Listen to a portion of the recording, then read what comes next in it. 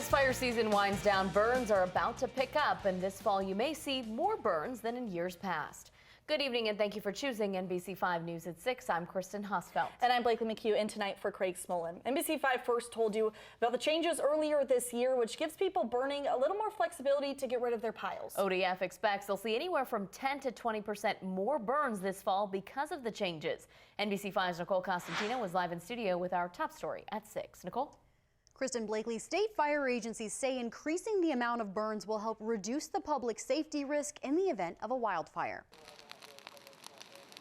Those broader burns will help keep the fire danger low in those areas. As the end of the 2019 fire season approaches, the Oregon Department of Forestry's work on fire prevention efforts begins. As we saw in 2018, where the skies can be filled with smoke for days and weeks on end, that can be very unhealthy.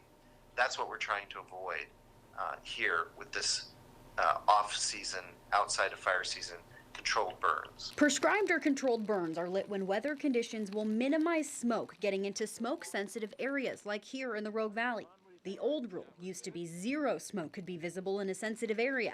Now, a smaller amount of smoke is allowed when burning, so long as it doesn't get so smoky that air quality is unhealthy for sensitive groups. We think that this is good news for communities because it means that the public safety risk from high-intensity wildfires can be reduced now if we're able to do burns. They say the new rules will make it easier to burn near populated areas and encourage more safe burning.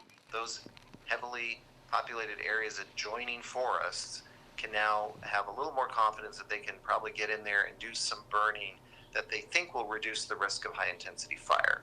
ODF says the change will help keep the forests healthy while keeping the areas prone to smoke impacts safe.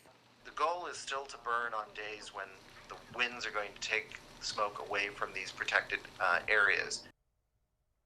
These new rules went into effect earlier this year when some spring burning was still happening, while fire season is still in effect for some areas. Once it ends, you'll need to check with your local fire agency for any local burning regulations. Live in studio, Nicole Costantino, NBC5 News.